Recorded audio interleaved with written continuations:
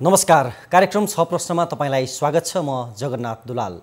नेपाली कांग्रेसले यति बेला सरकारको नेतृत्व गर्ने अवसर पाएको छ। एमाले नेतृत्वको सरकारलाई विस्थापित गर्दै प्रधानमन्त्रीको ड्राइभिङ सिटमा कांग्रेसका सभापति शेरबहादुर देउवा पुग्नु भएको छ।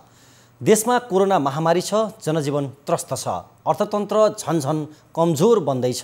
अघिल्लो सरकारले जनतालाई आशा त जगायो, तर त्यो आशा पूरा गर्न नसक्दा जनतामा चरम निराशा व्याप्त छ। यस्तो अवस्थामा सरकारको नेतृत्व गर्न आइपुगेको कांग्रेससँग के जनताले आशा गर्ने ठाउँ छ? सरकारले देश र जनताको लागि के गर्छ? के नेपाली कांग्रेससँग कोरोनाका कारण खोपको पर्खाइमा रहेका जनतालाई आशा जगाउने कुनै ठोस कार्यक्रम छ? देशको अर्थतन्त्र उठाउने कुनै भिजन छ? आजको 6 प्रश्न यिनै विषयमा केन्द्रित रहनेछ। हामीसँग छलफलका लागि हुनुहुन्छ नेपाली कांग्रेसका प्रवक्ता विश्वप्रकाश शर्मा। आउनुहोस् कार्यक्रममा उहाँलाई स्वागत गरौँ। यहाँलाई कार्यक्रममा स्वागत छ। धन्यवाद जगन्नाथजी। कार्यक्रमको सुरुवातमा नेपाली कांग्रेसको नेतृत्वमा सरकार गठन भएको 10 दिन भएको छ। 10 दिन यो सरकार जसरी चलेको छ, यसलाई हेर्दा के आशा गर्ने ठाउँ तपाईले देख्नु भएको छ? निश्चय नै 10 दिनको अवधिले समग्र भोलिको परिणामको बारेमा ठोस ठहर गर्न सक्दैन, तर सङ्केत भने जरुर दिन सक्छ। योभन्दा बितेको सरकारका कुनै एउटा 10 दिनलाई हेऱ्यौँ भने जम्मी एउटा कुनै 10 दिन पुरा अवधि काम गर्न भनेर आएको सरकारको 10 दिनलाई कहीँ छुट्याएर हेऱ्यौँ र अहिलेको 10 दिनलाई छुट्याएर हेऱ्यौँ भने कुनै एकदमै सुन्दर, कुनै एकदम सकारात्मक 10 दिनहरू थिए होला त्यसबेला। तर जहाँसम्म अहिलेको राष्ट्रिय प्राथमिकतालाई निर्धारण गर्ने सवालमा हो, अहिलेको 10 दिनले केही सङ्केत दिएको छ। त्यो भनेको के हो भने सम्माननीय प्रधानमन्त्रीजीले पार्लियामेन्टमै उभिएर भन्नुभयो कि यो सरकारको पहिलो प्राथमिकता खोप हो, दोस्रो प्राथमिकता खोप हो र तेस्रो प्राथमिकता खोप हो। त्यो विषयमा कार्य गर्नका लागि सरकारको पहिलो निर्णय खोप केन्द्रित आयो। संसदमा प्रधानमन्त्रीले बोल्दै गर्दा खोप सम्बन्धी अभिव्यक्ति आयो। अर्थमन्त्रीजीबाट पहिलो रकम निकासा गर्दै गर्दा खोपको लागि रकम निकासा गरियो। त्यसकारण यो बेलामा तपाईँको गाउँको बाटो बन्ने छैन है यो वर्ष, तपाईको घर अगाडिको खाल्डो पुरिने छैन है यो वर्ष, तर तपाईँलाई खोप म दिनेछु है भन्ने हिसाबले सङ्केत दिने हो भने, बोल्ने हो भने जनताले त्यसमा प्रश्न गर्ने भन्दा पनि ठिक छ खोप भन्ने खालको मनोविज्ञान छ। त्यसैले सुरुवाती सङ्केत चाहिँ त्यो दिशातर्फ लक्षित छ। मुख्य रूपमा चाहिँ कति धेरै काम भएमा जान मिल्दैन, तर कुन दिशातर्फ जानलाई सङ्केत दिइयो भन्ने कोणबाट हेर्दाखेरि त्यसले सकारात्मक सन्देश दिएको छ। प्रधानमन्त्रीले विश्वासको मत दिने क्रममा खोप खोप खोप मेरो पहिलो, दोस्रो र तेस्रो प्राथमिकता खोप नै हो भनेर भन्नुभयो र तपाईँले पनि दाबी गर्नुभयो यो सरकारको 10 दिनले केही सङ्केतहरू सकारात्मक गरेको छ भनेर भन्नुभयो। तर त्यो खोप ल्याउनका लागि प्रयत्न गर्नुपर्ने स्वास्थ्य मन्त्री आजसम्म पनि नियुक्त हुन सकिरहेको छैन। तर 1 महिनाभित्र लिँदा हुने विश्वासको मत पनि उहाँले तुरुन्तै लिनुभयो। यसले गर्दा पनि प्रधानमन्त्रीले भन्नुभएको छ, तर त्यसलाई कार्यान्वयनमा लैजानका लागि स्वास्थ्य मन्त्री अहिलेसम्म पनि नियुक्त हुन सक्नु भएको छैन। त्यसले गर्दा आशंका गर्ने ठाउँ त रह्यो नि, होइन? अब निश्चय नै यदि स्वास्थ्य मन्त्री नबनिरहेको कारणले गर्दा प्रश्न उठाउने हुँदै गर्दा तपाईँले उठाएको प्रश्न बिल्कुल सही छ। किनभने अहिलेको बेलामा वन मन्त्री, पर्यटन मन्त्री या तपाईँको भूमि सुधार मन्त्रीको उपस्थिति हुनलाई प्रतीक्षा गर्दै गर्दा धेरै फरक पर्दैन। स्वास्थ्य मन्त्री एकै दिन मात्रै पनि नहुँदै गर्दाखेरि प्रश्न उठ्छ। उठेको प्रश्नलाई हामीले गम्भीरतापूर्वक आत्मसात गरेका छौँ। विश्वासको मत लिइसकेपछि मन्त्री परिषद विस्तार गर्ने भन्ने जुन सोचाइ थियो त्यो बमोजिम विश्वासको मत प्राप्त भइसक्यो। अब स्वास्थ्य मन्त्री मात्रै नभएर अरू संरचनागत पूर्णताले पनि चाँडै नै पूर्णता प्राप्त गर्छ र स्वास्थ्य मन्त्रीको सवालमा पनि सम्माननीय प्रधानमन्त्रीजीसँग हाम्रो कुरो भएको छ कि यथाशीघ्र मन्त्रीको नियुक्त गरेर अगाडि बढ्ने।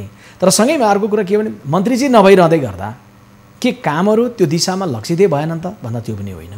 त्यो दिशामा लक्षित हुने गरी प्रक्रिया सुरुहरू भए। जस्तो कि तपाईँलाई भन्दा बिपी कोइराला स्वास्थ्य विज्ञान प्रतिष्ठान धरानमा त्यत्रो दिनदेखि आन्दोलन थियो। कमरेड केपी ओली प्रधानमन्त्री रहनुभएकै बेलामा 27-28 दिन पुगेको थियो। तर शिक्षा या स्वास्थ्य मन्त्रीहरूको उपस्थिति हुनु पूर्व नै वार्ताको समिति बनेर फिल्डमा पुगेर काम सुरु भयो। खोपको सन्दर्भमा रकम छुट्याउने काम 5 अरब रुपियाँ बराबर छुट्याउने काम भयो। यही बेलामा मित्रराष्ट्र चीनबाट तपाईँको करिबन 16 लाख बराबरको चाहिँ खोप आउने कुराको सन्दर्भमा चाहिँ वचनबद्धता प्राप्त भयो। तर अनुदानमा आधारित नभएर हामी खरिद गरेर जनताको जीवन जोगाउन खरिद गरेर उसले कर तिरेको पैसाबाट खरिद गरेर हामी ल्याउँछौँ भनेर एउटा योजनाका साथ कोभिड प्लानका साथ जानका लागि चाहिने स्वास्थ्य मन्त्री अविलम्ब जरुरी छ। चाँडै देशले स्वास्थ्य मन्त्री पाउनु पर्दछ। मैले पार्टीको तर्फबाट भन्ने भनेको पाउनु पर्दछ भन्ने हो। सँगैमा मैले सहकारी गरिरहेको एउटा चाहिँ सदस्यको रूपमा भन्दै गर्दा चाँडै आउँदैछ भनेर भन्ने पनि हो। तपाईँ अब पार्टीको प्रवक्ता पनि हुनुहुन्छ, सभापति शेरबहादुर देउवा जो अहिले मुलुक हाँकिरहनु भएको छ प्रधानमन्त्रीका रूपमा, उहाँको नजिक पनि हुनुहुन्छ, निरन्तर तपाईँसँग पक्कै छलफल भएको पनि होला। कहिलेसम्म यो मुलुकले स्वास्थ्य मन्त्री पाउला? कहिलेसम्म भनेर धेरै समय लाग्नेछ भन्ने हिसाबले भन्नु उचित हुँदैन र आज भोलि भरे या भोलि नै पुनर्गठन भएर आउँदैछ पनि भन्नु उचित हुँदैन। मात्रै के हो भने चाहिँ अहिलेको यो मन्त्रीमण्डल बन्दै गर्दा, यो मन्त्री परिषद बन्दै गर्दा केवल नेपाली कांग्रेस पार्टीको चाहना अपेक्षा मागले बनेको होइन, यो मुलुकको परिस्थितिले मुलुकको मागले बन्यो। यो बन्दै गर्दा यसको पिलरहरू, यो सरकार बन्दै गर्दा यसको पिलरहरू 4वटा छन्। नेपाली कांग्रेस एउटा पिलर भयो, प्रचण्डजीको माओवादी पार्टी अर्को पिलर भयो, माधव नेपालजीले नेतृत्व गर्नुभएको एमालेको समूह अर्को पिलर भयो, मधेस केन्द्रित दलहरू अर्को पिलर भयो, उपेन्द्रजीको दल, त्यस पछाडि जनमोर्चा पनि सामेल छ। चाहिँ यो सबै दलहरूको बिचको साझा विश्वासका साथ अहिलेको सरकार बन्दै गर्दा, यो सरकारले कुनै पनि कर्म गर्दै गर्दा, एउटा कुनै नियुक्ति गर्दा, कुनै पनि विषयलाई निर्णय गर्दै गर्दा यो 4वटा पिलरको कुरालाई चाहिँ खण्डित नहुने गरी, अपनत्व चाहिँ कहीँ पनि नचुक्ने गरी निर्णय गर्नुपर्ने, कर्म गर्नुपर्ने दायित्व छ। त्यसकारणले अहिलेको मन्त्रीमण्डलको सन्दर्भमा खास गरी माधव नेपालजीहरूको समूह कुन रूपमा सहभागी हुनेतर्फ लाग्छ, उहाँहरूको एकता प्रक्रिया अगाडि बढ्छ या टुङ्गिन्छ, यी कुरा सबै भइसकेर अनि मन्त्रीहरूको कुरोमा हामी जान्छौँ। त्यसकारणले हतार नगरिकन मैले भन्नुपर्छ केही दिनभित्रैमा यो विषयले पूर्णता पाउनुपर्छ। एउटा त स्वास्थ्य मन्त्री नियुक्तिको विषयलाई लिएर आम मानिसहरूको चासो छ, अर्को प्रधानमन्त्री शेरबहादुर देउवाको सचिवालयले पनि अहिलेसम्म पूर्णता पाएको छैन। त्यसको लागि त अरू दलहरूसँग छलफल गर्नु पर्दैन होला। त्यो सचिवालय विस्तारका लागि चाहिँ केले रोकिराखेको छ? प्रधानमन्त्रीको सचिवालयले कहिले पूर्णता पाउँछ? अब यसमा अन्य दलसँग त्यस्तो गाँसिनुपर्ने आवश्यकता त पर्दैन, तर पनि खास गरी उच्च स्तरीय राजनीतिक संयन्त्रकै कुरा गर्नुभयो कमरेड प्रचण्डले, होइन? संविधानले व्यवस्था गरिएका संरचनाहरू सक्रिय बनाएर जाँदै गर्दाखेरि त्यो प्रकारको संरचनामा नपुग्नुपर्ने भन्ने खालको एक खालको सोचहरू हुँदै गर्दाखेरि त्यस विषयलाई पुग्ने कुनै प्रकारको त्यस्तो संयन्त्र बनाउने भन्ने भयो भने पनि संविधानले, कानुनले चाहिँ, जस्तो कि भनौँ न CCMC संविधानले चिन्दैन थियो, होइन? तर विपद सम्बन्धी प्राधिकरण जुन त्यसलाई संविधानले चिन्छ, त्यस्तोलाई जागृत गर्ने गरी सचिवालयकै संरचना बनाउँदै गर्दाखेरि पनि त्यसले पनि एक ढङ्गको पारदर्शिता, सहकार्यको कुरालाई सुनिश्चित गर्ने गरी गर्नुपर्ने हुन्छ। त्यसकारणले हामीले अहिले गर्दै गरेको कदममा, निर्णयमा प्रधानमन्त्रीजीले बडा हेक्का राख्नुपर्ने कुरा के छ भने यो सबैको स्वामित्वबोध, अपनत्वबोध गराउनुपर्छ, पार्टीभित्रैको पनि गराउनुपर्छ। कमरेड केपी ओलीले जुन कुरा सुरुमै चुक्नुभयो त्यो चुकेको कुरा दोहोऱ्याउनुहुन्न। उहाँले संरचना बनाउँदै गर्दा पनि आफ्नो निकटता बढी हेर्नुभयो, अहिले बृहत अलिक ब्रोडर हेर्नुपर्छ। उहाँले चाहिँ कुनै निर्णय गर्दै गर्दा पार्टीभित्र फरक विचार राख्नेको स्वामित्व गाँच्नु भएन, जसले दुर्घटनामा पुग्यो। हामीले त्यसबाट पनि सिक्नु छ। अन्य राजनीतिक दलहरूसहितको जुन सहकार्य छ त्यसलाई पनि सम्हालेर लानुहोस्। त्यसमा कमरेड केपी ओलीजी जुन अनुकूलतामा प्रधानमन्त्री बन्नुभएको थियो, सम्पूर्ण अनुकूलतामा हुनुहुन्थ्यो। त्यो अनुकूलता कस्तो कस्तो म छोटो समयमा व्याख्या गर्न चाहिनँ, तर त्यो सबै अनुकूलताभन्दा पुरै विपरीत खालको प्रतिकूलताको बिचमा अहिले शेरबहादुर देउवा प्रधानमन्त्री बन्नुभएको छ। त्यसबेला जति बुद्धिमत्ता पुर्याउनु पर्थ्यो, परिपक्वता, संयम राख्नु पर्थ्यो, त्योभन्दा बढी बुद्धिमत्ता, परिपक्वता, संयम राख्नुपर्छ। त्यस कारण यो संरचना बनाउने कुरामा ढिलाइ भएको कुरो म स्वीकार्दछु, तर ढिलाइ गर्दै गर्दा पनि राम्रो गरौँ न भन्ने खालका प्रयत्नहरू भएका छन्। तपाईँले अनुकूलता र प्रतिकूलताको कुरा गरिरहँदा भर्खरै पूर्व हुनुभएका प्रधानमन्त्रीका रूपमा पूर्व हुनुभयो केपी ओली, उहाँले के भन्नुभयो भने अहिलेको प्रधानमन्त्री शेरबहादुर देउवाले खोप खोप खोप भनिरहनु भएको छ, मैले नै जनतालाई लाउन पुग्ने पर्याप्त ढङ्गले खोप आउने ग्यारेन्टी गरेर निस्किसकेको थिएँ, त्यस कारणले उहाँहरूको लागि अनुकूल छ, मैले त काम गरिदिइसकेको छु सबै, अब जसखाने बेलामा काङ्ग्रेस आइपुग्यो त्यसका लागि काङ्ग्रेस अतिरिक्त कुनै मेहनत गरिरहनु पर्ने अवस्था छैन भनेर पनि उहाँले टिप्पणीहरू दिइरहनु भएको छ। त्यसमा चाहिँ यहाँको प्रतिक्रिया के छ? अब हेर्नुहोस्, अब पूर्व प्रधानमन्त्री आदरणीय केपी कमरेडले जे भन्नुभयो उहाँका कुरालाई म सम्मान गर्छु, तर अनुकूलता र प्रतिकूलताको सन्दर्भमा मैले थोरै सम्झाएँ भने उहाँले के कस्तो अवस्थामा गर्नुभयो होला, के व्यवस्था गर्न जानुभएछ, कि कस्तो अनुकूलता थियो जगन्नाथजी जुन बेला हामीले चुनावमा उपविजेता भएर प्रतिपक्षी दल भएर उहाँलाई मुलुक सुम्पिँदै गर्दाखेरि कस्तो अनुकूलता थियो तपाईँलाई बताउँ कि देशमा शान्ति स्थापना गर्नु थिएन कमरेड केपी ओलीले, पुरा अनुकूल थियो, शान्ति स्थापना भएको थियो। संविधान निर्माण उहाँको नेतृत्वमा गर्नु थिएन, संविधान निर्माण गरेर उहाँलाई सुम्पेको अवस्था थियो। 3 तहको निर्वाचन गराउनु पर्ने उहाँको सामान्य कर्तव्य थिएन, त्यो पनि भएको थियो।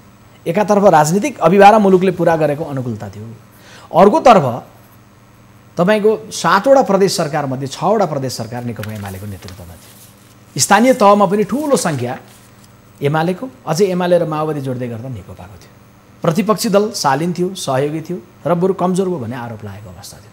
सारा त्यस्तो अनुकूलताको उपयोग गरेर गर्ने बेलामा कर्म गर्न नसक्ने र अनि विस्थापित हुने बालवाटारबाट निक्ले सिधै गएर बारदलीबाट चाहिँ अभिव्यक्ति दिनतर्फ लाग्ने। हुन्छ, अनि अहिले चाहिँ उहाँको भनाइअनुसार चाहिँ सारा अनुकूलता थियो, हामीले त सबै व्यवस्था गरेका थियौँ भन्ने कुरा, भन्ने अधिकार नेपालको संविधानले सुरक्षित। हुन्छ, हामी कुराकानीलाई फेरि पनि निरन्तरता दिनेछौँ। यो समय हो लाइफ भए हात हुने ब्रेकको।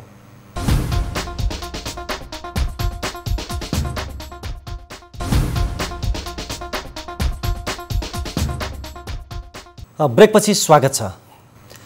हामी कुराकानी गर्दैथ्यौँ अनुकूलता र प्रतिकूलताको। अब थोरै राजनीतिक संस्कारको कुरामा जोड्यौँ। राजनीतिक परिवर्तन त मुलुकमा भएछ, तर अहिले पनि पछिल्ला घटनाहरूलाई हेर्दा नेपालको राजनीतिमा राजनीतिक संस्कार त देखिएन नि, होइन? यसमा हिजो तपाईँहरूले पनि विपक्षमा रहेर बनाएका मानकहरू, हिजो तपाईँहरूले गर्दै आउनुभएको राजनीति पनि यसमा केही कारक हुनसक्छ? अब तपाईँले बडा महत्त्वपूर्ण प्रश्न गर्नुभयो। जुन विषयसँग नेपाल देशको समग्र रूपान्तरण, समग्र प्रगतिको कुरा सन्निहित छ यो प्रश्नसँग। किनभने लोकतन्त्र स्थापना भयो, लोकतन्त्रवादी हुनु र लोकतान्त्रिक हुनुको बिचमा फरक हुन्छ। लोकतान्त्रिक संस्कार भन्ने कुरा र लोकतन्त्रको एउटा निर्वाचनको प्रक्रिया फरक कुरो हुन्छ। हामी चाहिँ प्रतिस्पर्धीलाई कति प्रतिस्पर्धी भनेर हार्दिक मान्छौँ, प्रतिस्पर्धीलाई प्रतिद्वन्दी जब मान्न थाल्छौँ तब लोकतान्त्रिक संस्कार अन्त्य हुन थाल्छ। आलोचनालाई कति हामी प्रोत्साहित गर्छौँ, प्रश्नहरूलाई कति जवाबदेही भन्छौँ, त्यसमा निर्भर गर्छ। अब जस्तो सानो उदाहरण भन्नु न, कि 3 वर्षभरि त्यो बालवाटारमा किन बैठक गरेको, पार्टीको बैठक चाहिँ बालवाटारमा गर्ने भनेर 3 वर्षसम्म प्रश्न उठ्यो नि, तर बैठक निरन्तर भइरह्यो कि। तपाईँहरूको पनि पहिलो बैठक त फेरि बालवाटारमै भयो। तर मैले यही भन्दै थिएँ, तर हामीमाथि प्रश्न उठ्यो नि, उठ्दै गर्छ यस्तो प्रश्न। हामीले भनेनौँ, हामीले के भन्यौँ भने प्रश्न उठेपछि प्रश्नलाई जवाब दिनुपर्छ। त्यो जवाब भनेको तर्कमा होइन, त्यो जवाब भनेको तथ्यमा हुनुपर्छ। हामीले के भन्यौँ भने बालवाटारमा बैठक बस्ने भनेर जनस्तरबाट आलोचना भइसकेपछि, यद्यपि हामी बैठक बस्दै गर्दा पार्टी कार्यालयमा धरना थियो, त्यसकारण हामी त्यहाँ बस्न बाध्य थियौँ। तर अहिले हामीले के पार्टी कार्यालयमा धरना भयो, अरू विकल्प होला, तर हामी बालवाटार बैठक बस्दैनौँ भने त्यो के हो भन्दा त्यो लोकतान्त्रिक संस्कृतिको उदाहरण हो। प्रश्न गर्नेले गर्दै गर्छन्, प्रश्न गरेर के हुन्छ भन्यो भने त्यो लोकतन्त्र हुँदैन। लोकतन्त्र भनेको प्रश्न गर्न पाउने अधिकार मात्रै होइन, प्रश्नले जवाब पाउने हो। जवाब मात्रै होइन, जवाबदेहीपूर्ण जवाब पाउने हो, होइन? सुन्देर मात्रै हुँदैन लोकतन्त्रको कर्तव्य। बोलिरहेका छन्, सुनेका छन्, त्यो होइन, सुनेर सुनवाई हुन्छ कि हुँदैन। भनेपछि अहिले चाहिँ कस्तो देखिएको छ भन्दाखेरि भने आफूसँग फरक हुने बित्तिकै त्यसलाई प्रश्नै गर्ने, आफूभन्दा फरक हुने बित्तिकै त्यसलाई आलोचना गर्ने, आलोचना मात्रै होइन आरोप लगाउने, यो भन्ने त्यो भन्ने, धेरै गालीहरू पेश गर्ने, यो खालको चाहिँ गलत कुरा हो। लोकतान्त्रिक संस्कृति भनेको चाहिँ तपाईँको अर्कोलाई स्वीकार गर्न सक्ने संस्कृतिको कुरा पनि हो। प्रधानमन्त्रीका रूपमा बालवाटारमा रहँदा केपी ओलीले पार्टीको बैठक बालवाटारमा राखेको भनेर आलोचना खेप्नुभयो।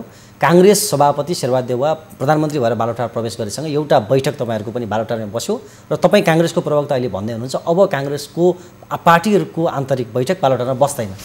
निश्चय नै हामी औपचारिक रूपमा बस्ने जुन बैठक हुन्छ नि, बैठक बसेर मिडियालाई जानकारी गराएर अनि हामीले सार्वजनिक निर्णय गर्नुपर्ने भन्छ नि, त्यसलाई भन्छ बैठक, होइन? अब नभए तपाईँ र म कुनै सन्दर्भ प्रधानमन्त्रीलाई भेट्ने त्यो खालको बैठक त हुने नै भयो। अथवा पार्टीको 5 जना नेताहरू बसेर कुनै बेला केही छलफल गर्नुभयो, विकास निर्माणको कुरोसँग सम्बन्धित भयो, परराष्ट्र विषय, त्यो त हुने नै भयो। जुन कुरो राज्यसँग सम्बन्धित छ त्यो विषय निश्चय नै बालवाटारमा हुन्छन्, तर जुन कुरो राजनीतिसँग, काङ्ग्रेसको राजनीतिसँग सम्बन्धित छ त्यो बैठकहरू हामी बालवाटार नगरेर विधिवत बैठकहरू हामी बालवाटार गर्दैनौँ। अहिलेलाई हामीले गरेको निधो यही नै हो। काङ्ग्रेसको नेतृत्वमा अहिले सरकार बनेको छ। एउटा तपाईँले भनेअनुसार पनि यो एउटा प्रतिकूलता जो भनिरहनु भएको छ को अवस्थामा प्रधानमन्त्रीका रूपमा शेरबहादुर देउवालाई नेतृत्व गर्ने अवसर प्राप्त भएको छ।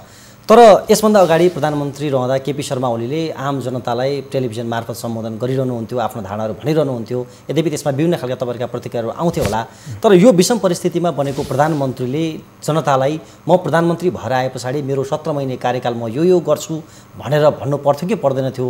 र काङ्ग्रेस नेतृत्वको सरकारसँग त्यस्तो कुनै मार्गचित्र छ कि छैन, कि काङ्ग्रेसको प्रवक्ताले मात्रै बोलेर हुने हो? यसमा प्रधानमन्त्री बोल्नुपर्छ कि पर्दैन? तपाईँको प्रश्नमा एकैचोटि 2-3वटा कुरा आयो, होइन? एउटा चाहिँ के भने कमरेड केपी ओलीले निरन्तर सम्बोधन गरिरहनुहुन्थ्यो। म एउटा कुरा चाहिँ केही स्मरण गरौँ अथवा के आग्रह गरौँ भने एउटा प्रधानमन्त्रीले धेरै बोलिरहनुपर्छ कि धेरै कर्म गर्नुपर्छ। मैले धेरै अगाडि लेखेको थिएँ, कमरेड बोली होइन कर्म लेखिन्छ इतिहासमा भनेर। त्यसकारणले अहिलेका हाम्रा प्रधानमन्त्रीजीले धेरै बोलिरहनु भयो भने पहिलाका प्रधानमन्त्रीजीले धेरै बोले जस्तै हुन्छ। पहिलो कुरो धेरै बोल्ने होइन। दोस्रो कुरो राष्ट्रको नाममा सम्बोधन गर्नुपर्छ कि पर्दैन भन्दा भर्खर पार्लियामेन्ट बसेर विश्वासको मत लिएर त्यहाँनिर सम्बोधन त्यही मार्फतबाट राष्ट्रलाई एक ढङ्गले सम्बोधन गरेको बेलामा तुरुन्तै अहिले सम्बोधन त्यही रूपमा फेरि टेलिभिजन राखेर गरिरहनुहुन्न। किन संसद चलिरहेको छ र संसदकै रोस्टमबाट राष्ट्रको नाममा एक ढङ्गले बोलिएको अवस्था हो। दोस्रो कुरो। तेस्रो कुरो, तपाईँले भनेको बिल्कुल सही छ कि 17 महिनाको बिचमा के गर्न चाहनुहुन्छ? प्रधानमन्त्रीजी अथवा काङ्ग्रेसको नेतृत्वको सरकार या अन्य दलहरूको साझा कुरा के हो भन्दै गर्दा त्यो विषय बन्ने क्रममा छ। न्यूनतम साझा कार्यक्रम जुन भन्छ त्यो कार्यक्रम बनिसके पछाडि त्यसको चाहिँ सार्वजनिकरण हुन्छ। तर अहिले नै तपाईँको बन्नु पूर्व नै बोलिहाल्नु भएन। तर त्यसको अर्थ 17 महिनामध्येको 7 दिन त गइसक्यो, 10 दिन त गइसक्यो। त्यसबिचमा त्यसको सङ्केत आयो कि आएन भन्दा त आयो। पार्लियामेन्टबाट प्रधानमन्त्रीले बोल्दै गर्दा आयो अथवा मन्त्री परिषदको पहिलो निर्णयबाट आयो। त्यसैले हामीले त्यो विषयमा सुरु गऱ्यौँ, भूमिका बाँध्यौँ, तर त्यसलाई विस्तारित रूपमा लिएर आउने कर्म भने अब हुन्छ। जहाँसम्म रह्यो नेपाली काङ्ग्रेस पार्टीको प्रवक्ताले बोल्ने कुरो, यसमा म बिल्कुल प्रश्न छु। कतिपयले मलाई सोध्नुहुन्छ, बाहिर अनलाइनहरूमा पनि यसो फाटाफुट्टा कतिपयले फेसबुक गरेर भन्नुहुन्छ विश्वप्रकाश शर्मा चाहिँ बालवाटारमा कुनै सल्लाहकारको जिम्मेवारीमा जाने। मैले विनम्रतापूर्वक भनेको छु, विज्ञप्ति दिइरहनु परेन। तर मलाई पार्टीको एउटा जिम्मेवारी छ प्रवक्ताको रूपमा। सरकार काङ्ग्रेसको बने पनि नेपाली काङ्ग्रेस पार्टीको तर्फबाट जहाँनिर कमजोरी सरकारको भएको हुन्छ त्यो औँला उठाउनका लागि पार्टीको प्रवक्ता बरकरार रहनुपर्छ। त्यहाँनिर सल्लाहकारमा गइराखेर प्रवक्ताको कुरा त छोड्नु भएन। चाहिँ मेरो जिम्मेवारी जहाँ छ त्यो रहिरहन्छ, बोलिरहन्छ। मात्रै फरक के हो भने हिजो प्रश्न मात्रै हुन्थ्यो होला प्रथम र अन्तिम, तर अहिले त मैले प्रश्नसँगै जवाब पनि आन्तरिक रूपमा पनि खोजी गर्ने कर्म गर्नुपर्छ। तर पनि निरन्तर रूपमा पार्टीको प्रवक्ता मार्फत पार्टीको आवाज चाहिँ म मार्फतबाट आउँछ।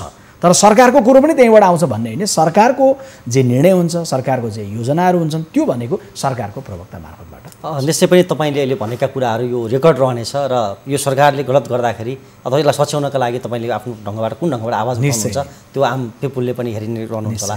अर्को कुरा, जो हामीले सकारात्मक सङ्केतहरू प्रारम्भ गऱ्यौँ भनिरहँदा यसभन्दा अगाडिको सरकारले विभिन्न शक्तिहरू चाहिँ बालुवाटारमा केन्द्रित गर्यो भन्ने आरोप तपाईँले लगाउनु भएको थियो।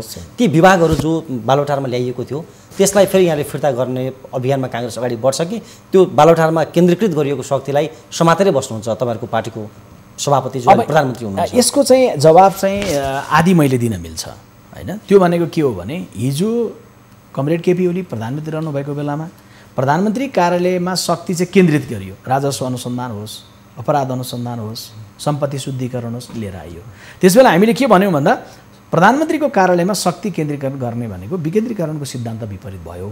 त्यसकारण यो गलत छ, अति शक्तिले भ्रष्ट बनाउँछ भन्यो, नभन्दै पुष्टि पनि भए। त्यसकारण हिजो हामीले जे भनेका थियौँ नेपाली काङ्ग्रेस पार्टीको प्रवक्ता एकजनाले भनेको होइन, नेपाली काङ्ग्रेस पार्टीको संस्थाको डकुमेन्टले भन्यो। हामी हिजो जे बोलेका थियौँ त्यसमै बरकरार छौँ, कायम छौँ। त्यस हिसाबले मैले भन्दै गर्दा नेपाली काङ्ग्रेस पार्टीको नेतृत्वमा रहेको सरकारले हिजो कमरेड केपी ओलीले शक्ति जुन केन्द्रित गर्नुभयो ती विषयलाई प्रक्रिया पुर्याएर चाहिँ के गर्नुपर्छ, यथास्थानमा हिजोको भन्दा जे गलत गरिएको थियो त्यसलाई सच्याउनुपर्छ। पार्टीको प्रवक्ताले भन्ने कुरा यो हो। तर अब त्यो कुन कुन विधिबाट, कुन कुन प्रक्रियाबाट, कहिलेसम्ममा त्यो चाहिँ फेरि तत्त स्थानमा फिर्ता हुनेछन् भन्ने कुराको सन्दर्भमा फेरि सरकारको आन्तरिक विषय पर्यो। त्यो काङ्ग्रेसको प्रवक्ताले होइन, सरकारको प्रवक्ताले भन्ने विषय। अब थोरै यहाँहरूको पार्टीको आसन्न महाधिवेशनको सन्दर्भमा केन्द्रित हौँ। काङ्ग्रेसको 14औं महाधिवेशन साउन 12 गतेबाट वडा तहमा अधिवेशन सुरु हुनुपर्ने, तर आजसम्म पनि क्रियाशील सदस्यताको विवाद विद्यमान छ। क्रियाशील विवाद टुङ्गाउनलाई बनेको समितिले अझै पनि प्रतिवेदन बुझाउन सकेको छैन।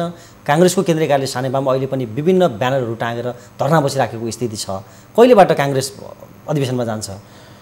अब नेपाली काङ्ग्रेस पार्टीको महाधिवेशन भदौ 16 गते सुरु गर्ने भनेर हामीले पूर्व निर्धारित गरेका छौँ। त्यसको लागि अब 41-42 दिन मात्रै बाँकी रह्यो। त्यस हिसाबले तपाईँलाई अहिले भन्दै गर्दाखेरि त्यो 41-42 दिनको समयमा भ्याइने छैन अहिले मैले भन्नु भएन, भन्दिनँ र नभ्याइने अवस्था बनेको पनि होइन। तर जहाँसम्म अहिले टेलिभिजनबाट जगन्नाथजीसँगको संवादबाट साउन 12 गते नै निर्वाचन सुरु हुन्छ कि हुँदैन वार्डको भनेर कसैले सुनिरहनु भएको छ भने विधिवत रूपमा निर्णय हुनु पूर्व नै पार्टीको प्रवक्ताले भन्नु उचित नहोला। तर पनि यो तथ्य चाहिँ हो, साउन 12 गते सुरु हुने स्थिति छैन। साउन 12 गते सुरु हुनु पूर्व पार्टीको पदाधिकारी बैठक बसिराखेर पदाधिकारी पूर्व पदाधिकारीको बैठक हामी बस्दैछौँ। त्यो बसिसके पछाडि हामी पार्टीको निर्देशिका जुन निर्वाचन गराउने हो त्यसमा कतिपय जुन व्यवहारगत अप्ठ्यारो देखिएका छन् त्यसलाई हामी हल खोज्दैछौँ। त्यो हल निकालिसके पछाडि केही दिनको लागि, थोरै समयको लागि पछाडि जानुपर्ने अवस्था बन्दैछ। तर अब त्यो प्रक्रियालाई अगाडि बढाउँदै गर्दाखेरि महाधिवेशनको लागि चाहिँ हामी प्रविधि मार्फतबाट पनि भौतिक पनि भर्चुअली पनि कसरी गर्न सकिएला भनेर पार्टीले संस्थागत रूपमा निर्णय गर्नु पूर्व नै प्रचार विभागले कतिपय कुराहरूको फेरि हामी लेखाजोखा पनि गरिरहेका छौँ। तपाईँले डिजिटल्ली हामी अधिवेशन गर्न सक्छौँ, त्यो चाहिँ विभिन्न जिल्लाहरू तहबाटै त्यहाँनिरबाट मतदान गर्न सक्ने अवस्था निर्माण गर्न सकिन्छ भनेर तपाईँ नेतृत्वको प्रचार विभागले विज्ञप्ति पनि जारी गरेको छ। त्यसको अलिकति मोडालिटी बताइदिनुहोस् न, त्यो कसरी हुनसक्छ, तपाईँले देखेको सम्भावना के हो? अब हाम्रो परिकल्पना के हो भने भदौको 16 गतेसम्ममा कोरोनाको महामारीको साइज अलि नियन्त्रणमै जानेछ र त्यसपछि भौतिक रूपमै गर्न सकिएला भन्ने हाम्रो आकाङ्क्षा हो, आशा हो, अपेक्षा हो। तर विश्वास चाहिँ होइन, किनभने कोरोनाको महामारी जुन रूपमा छ अहिले फेरि ग्राफ अग्लिनेतर्फ लाग्दै गर्दाखेरि गाउँ तहकै अधिवेशनमा पनि समस्या भयो भने हामी प्रविधि प्रयोग गर्न सक्दैनौँ। तर सूचना सञ्चार तथा प्रचार विभागले जसले निर्माण गरेको वेबसाइटभित्रबाट देशभरिका 8.5-9 लाख क्रियाशील सदस्यको जिल्लाबाटै डेटा इन्ट्री गर्ने कर्म हामीले जो सम्पन्न गरायौँ, त्यही अनुभवको जगमा हामीले सूचना सञ्चार तथा प्रचार विभागले निर्माण गरेको प्रविधि अनुसार डिजिटल भोटिङ जिल्लाबाटै केन्द्रको र प्रदेशको भोट गर्न सक्ने हामीले व्यवस्था मिलाएका छौँ। त्यो मिलाउँदै गर्दा सँगैमा यो पनि प्रश्न गरौँ, नेपाली काङ्ग्रेस पार्टीले अब डिजिटल भोटिङमै जानुपर्ने भयो अनि निर्माण गरौँ भनेर निर्माण गरेको होइन। तर माननीय पार्टीले भोलि ठहर गर्यो कि होइन अब महाधिवेशनको भोट चाहिँ अथवा 7वटा प्रदेश अधिवेशनको भोट चाहिँ जिल्लैबाट गर्ने सिस्टम गरौँ, महामारीको कारण भेला गर्न नसकिने भयो भनेर पार्टीले भन्यो भने भनिसकेको क्षण 0बाट काम सुरु गऱ्यौँ भने त हामीलाई त अरू 2 महिना लाग्न सक्छ। झन् हामीले के गर्नु, भोलि पार्टीले जरुरी पर्यो है भनिसक्दै गर्दाखेरि 0बाट सुरु गर्नु नपरोस् भनेर हामी तम तयार अवस्थामा पुग्यौँ भनेर आन्तरिक सारा तयारी गरिसकेर पार्टीको सूचना सञ्चार तथा प्रचार विभागको बैठकले अनुमोदन गरेर पार्टीलाई हामीले प्रस्तावित गरेको। हामी अन्तिममा पनि आइसकेका छौँ र अन्तिममा चाहिँ अब तल्लो तहको अधिवेशनहरू प्रभावित भए पनि भदौ 16 देखि तय भएको केन्द्रीय महाधिवेशनको मिति सर्दैन, के हो यसमा? अथवा केन्द्रीय महाधिवेशनको मिति पनि प्रभावित हुनसक्छ? अब प्रभावित हुनसक्छ, किन भन्दाखेरि भने तल्लो तहको अधिवेशनको प्रक्रिया सुरु हुन अलिकति ढिलो भएपछि त्यसको के प्रकारको चाहिँ अप्ठ्याराहरू आउनेछन्, त्यसले कति पछाडि धकेल्न सक्छ भन्ने कुरा चाहिँ व्यावहारिक प्रयोग नभइकन अहिले नै मैले भन्नु हतारो हुन्छ। अहिलेलाई मैले भन्ने यति मात्रै हो कि साउन 12बाट सुरु हुने भनेको स्थानीय तहको वडा तहको अधिवेशन अलिकति पछाडि जानुपर्ने व्यावहारिक समस्यामा हामी पुगिसक्यौँ। हामी सतर्क छौँ, हामी गम्भीर छौँ र एकताबद्ध रूपले प्रयत्न गरिरहेका छौँ कि भदौ 16को मिति चाहिँ पछाडि नजाओस् भन्ने कुरामा चाहिँ हामी सम्पूर्ण रूपले एकताबद्ध प्रयत्नमा छौँ। महाधिवेशनको सन्दर्भमा कुरा गर्दा नेतृत्वको चर्चा पनि हुन्छ। तपाईँ अहिले पार्टीको प्रवक्ता हुनुहुन्छ र धेरैले विश्वप्रकाश शर्मा यो महाधिवेशनमा महामन्त्रीको दावेदार हो भनेर पनि चर्चा गर्ने गरेको देखिन्छ। तपाईँको दावेदारी चाहिँ केमा हो? अब निश्चय नै नेपाली काङ्ग्रेस पार्टीको प्रवक्ताको जिम्मेवारीसम्म आइपुग्दै गर्दाखेरि मैले जे जति कार्य सम्पादन गरेको होला, देशभरिका साथीहरूले तिमीले ठिकै गरेका छौ यहाँसम्मको भनिरहँदै गर्दाखेरि स्वाभाविक छ कि प्रवक्ताभन्दा माथिको जिम्मेवारीको मेरो उम्मेदवारी रहन्छ। त्यसको अर्थ म नेपाली काङ्ग्रेस पार्टीको सभापतिको दावेदार होइन र सहमहामन्त्रीको उम्मेदवार पनि होइन। त्यसैले पार्टीको पदाधिकारीमा उम्मेदवार बन्दै गर्दा बाँकी रहेका जुन जिम्मेवारीहरू छन् त्यसमध्येमा मेरो उम्मेदवारी रहन्छ, यो निश्चितै हो, रहन्छ। तर अहिले पार्टीको प्रवक्ताले अधिवेशनसँग सुनिश्चित गर्ने कतिपय कुराहरूको काममा लागिरहेको बेलामा आफ्नै उम्मेदवारीलाई केन्द्रमा राखेर चर्चा परिचर्चा र घोषणा गर्नु अलि उपयुक्त हुँदैन भन्ने मेरो निष्कर्ष अलि अगाडिदेखिकै हो। त्यसकारण अलिकति जगन्नाथजी वार्ड तहको अधिवेशन सुरु भएर जब हामी प्रक्रियामा गयौँ भनिसकेपछि स्वाभाविक रूपमा विश्वप्रकाश शर्मा म यसरी उम्मेदवार बन्न चाहन्छु, तपाईँहरूको भावना सोध्न चाहन्छु भनेर चाहिँ म बिल्कुलै आउनेछु र उम्मेदवारका रूपमा उपस्थित हुन्छु। उम्मेदवारका रूपमा उपस्थित हुने मात्रै होइन, देशभरिका साथीहरूको माया स्नेह विश्वास लिएर काङ्ग्रेसको जिम्मेवारीमा अहिले रहिरहेको यो जिम्मेवारीभन्दा माथि बसेर काङ्ग्रेसको तर्फबाट जवाबदेहिता, काङ्ग्रेसको तर्फबाट नेतृत्व गर्ने गराउने ढङ्गले आउने सोच, मनोविज्ञान, योजना र सङ्कल्प। समय र समयलाई धन्यवाद। हस्, धेरै धेरै धन्यवाद। तपाईँले आजदेखि सुरु गर्नुभएको 6 प्रश्न तपाईँको नेतृत्वका साथ सफल ढङ्गले अगाडि बढोस्। तपाईँलाई धेरै शुभकामना। आज हामीसँग हुनुहुन्थ्यो नेपाली काङ्ग्रेसका प्रवक्ता विश्वप्रकाश शर्मा। हामीले नेपाली काङ्ग्रेसको नेतृत्वमा भर्खरै बनेको सरकारका प्राथमिकता, मार्गचित्र र नेपाली काङ्ग्रेसको आसन्न महाधिवेशनका विषयमा केन्द्रित भएर उहाँसँग कुराकानी गऱ्यौँ। भोलि फेरि नयाँ अतिथिका साथमा उपस्थित हुने नै छौँ। आजका लागि 6 प्रश्न यति नै। नमस्ते।